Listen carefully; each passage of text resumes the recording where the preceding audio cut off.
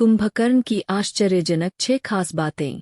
नमस्कार दोस्तों, एक बार फिर आपका स्वागत है आप सभी का अपना प्यारा सा चैनल जेसी के एकता पर। दोस्तों, आज मैं आपको कुंभकर्ण की आश्चर्यजनक 6 खास बातें बताने जा रहा हूँ। मुझे उम्मीद है कि आपको बहुत पसंद आएगी।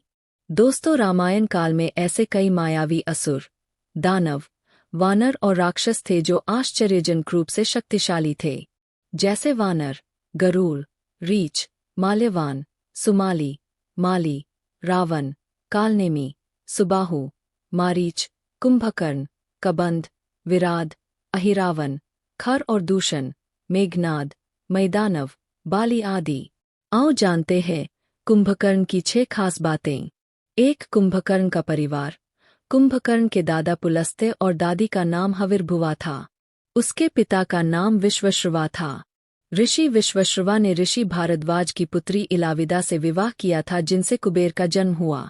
विश्वश्रवा की दूसरी पत्नी कैकसी से रावण, कुंभकर्ण, विभीषण और सूर्पंखा पैदा हुई थी।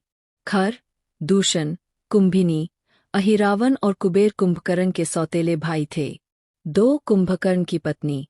कुंभकर्ण की पत्नी वरोचन की कन्या वज्रज्वाला थीं। उसकी एक दूसरी पत्नी का नाम कर्कटी था। कुंभपुर के महोदर नामक राजा की कन्या तड़ितमाला से भी कुंभकर्ण का विवाह हुआ। कुंभकर्ण के एक पुत्र का नाम मूलकासुर था, जिसका वध माता सीता ने किया था। दूसरे का नाम भीम था। कहते हैं कि इस भीम के कारण ही भीमाशंकर नामक ज्योतिर्लिंग की स्थापना हुई थी। 3. आविष्कारक कुंभकर्ण। रावण की सेना में अस्त्र शस्त्र या यंत्र बनाने वाले एक से एक वैज्ञानिक थे, जैसे शुक्राचार्य, भार्गव, शंबुक और कुंभकर्ण और वज्रज्वाला।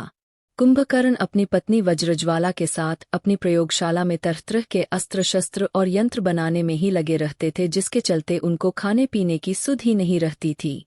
कुंभकर्ण की यंत्र मानव कला को ग्रेट इंडियन पुस्तक में विजार्ड आर्ट का दर्जा दिया गया है।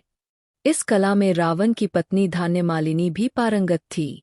वरदान के पहले और एक दिन जागने के दौरान कुंभकर्ण यह कार्य करता था। 4. एक दिन छोड़कर वर्ष भर सोना। रावण का भाई कुंभकर्ण 6 महीने बाद एक दिन जागता और भोजन करके फिर सो जाता, क्योंकि इसने ब्रह्माजी से इंद्रासन की जगह निद्रासन का वरदान मांग लिया था।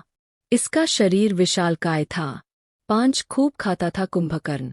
कहते हैं कि कुंभकर्ण जन्म लेते ही कई लोगों को खा गया था, जिससे घबराकर सारी प्रजा इंद्र से मदद मांगने लगी।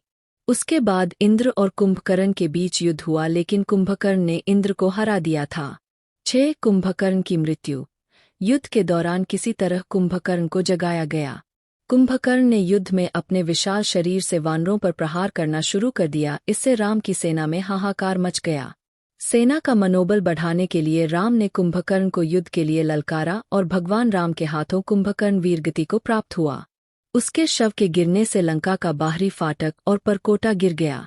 दोस्तों, आपको ये स्टोरी अच्छी लगी है तो इसे शेयर जरूर करें। ऐसी ही अन्य स्टोरी पढ़ने के लिए जुड़े रहें हमारे चैनल जेसी।